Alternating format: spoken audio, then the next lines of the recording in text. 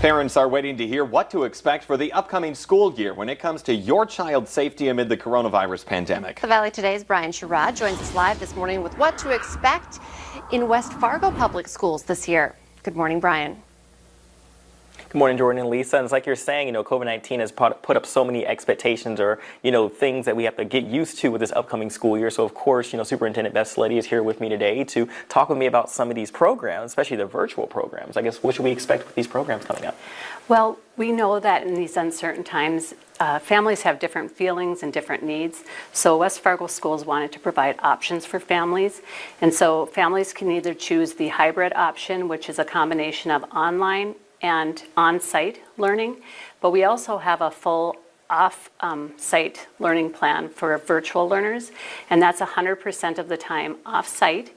And in that program, students have synchronous time, which is face-to-face and real-time learning with their instructor, and then they also have opportunities for time that's flexible to do the work at their own pace in their own time.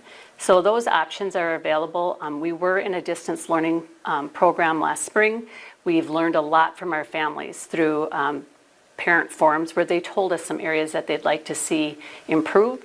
And one of those areas is more in real-time learning, more synchronous learning. So we are making those changes so that the opportunity for those families is improved and even more engaging for the child. Awesome. Thank you so much again, Beth, for being here with me this morning. And like we were talking about before, we'll still be here the rest of this morning to let you know more about what's coming up with this upcoming school year.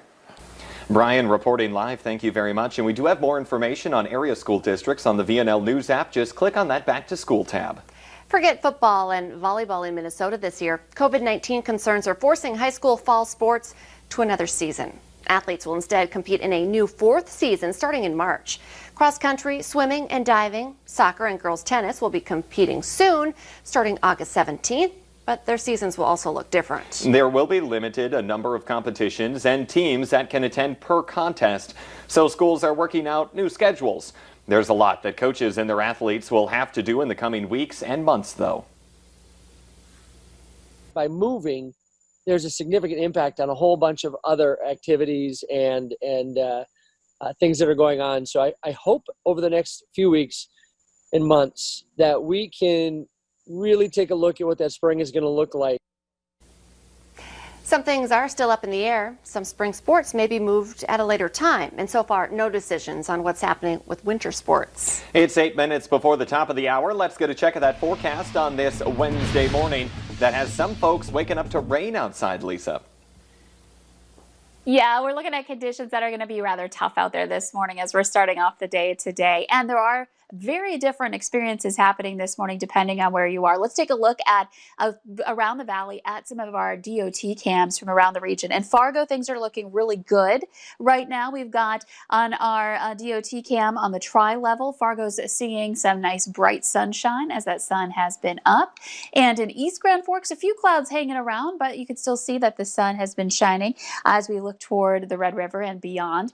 And conditions are looking a little bit more murky in other places here to start off the day today in the southern end of the valley here and at the south and west rather. So this afternoon you can see we're looking at some better weather coming our way, but warmer weather coming our way rather. But we are looking at conditions that are going to be rather tough. Let's get back to that planner here. Here's a look at our sky cam here. We're looking at Dickey County having some technical issues, but we'll get this together.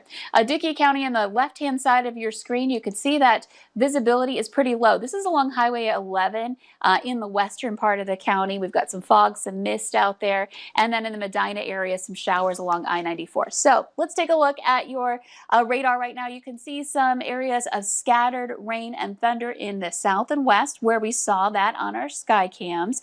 And let's zoom in a little bit more. There's some thunder going on too. So this is southwest of Jamestown. I'm going to zoom in a little bit more, and around the Gackle area, north and west of Edgeley, we're seeing a good little thunderstorm there too. And then this is moving south and east, so it's going to be approaching the Edgeley area and eventually moving into more parts of Lemoore and Dickey counties. Valley City seeing some showers, other places in the valley too. So this is the focus right now, but this system will likely trigger some more showers heading into later parts of the day. A look at your temperatures. most of us in the 50s to some low 60s for us here this morning. So your hour-by-hour planner, Fargo, again looking really great, but we'll see that chance for rain also approach the Fargo-Moorhead area, especially into the afternoon. Temperatures into the 70s coming up here for this afternoon as well. So again, a chance for some rain and maybe even some thunderstorms too, but it doesn't look like severe weather for today. That comes later this weekend, Friday and into Saturday and Sunday. Let's check in now with Devin Fry for the Valley Today's Traffic on the Move.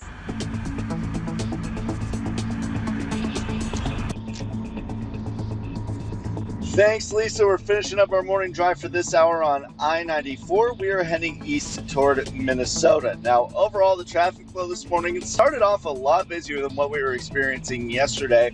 But as you can see, things have kind of leveled off here on the interstates. Over on the west side of I-94, it is busier than what we're experiencing here over in the east side, but it is still moving pretty well. It's just a little bit less busy than what we were dealing with even half an hour ago. So good news for drivers making their way out the door. It's looking like it's lightening up out here. We're going to see how this traffic flow evolves and continues over the next hour, but for right now, things are moving smoothly. We do have a new lane closure going into effect today. It's actually going to be a full road closure on 39th Street South.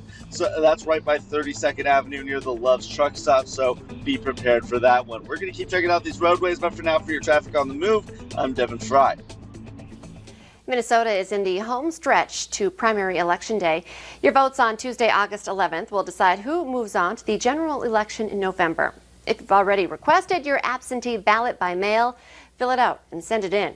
There's no postage necessary on the return envelope you got, but it must be postmarked by Election Day, August 11th, and received no later than August 13th. You can also track the status of your mail-in ballot online to see when it arrives. If you do miss that mail-in deadline, you can drop your ballot off in person up until 3 p.m. on Election Day, but it must go to the election office that sent you the ballot, not your polling place. And you can still vote early by absentee ballot in person at your county election office. You can also go old school and just cast your ballot at the polling place on Election Day. Just remember to wear your mask.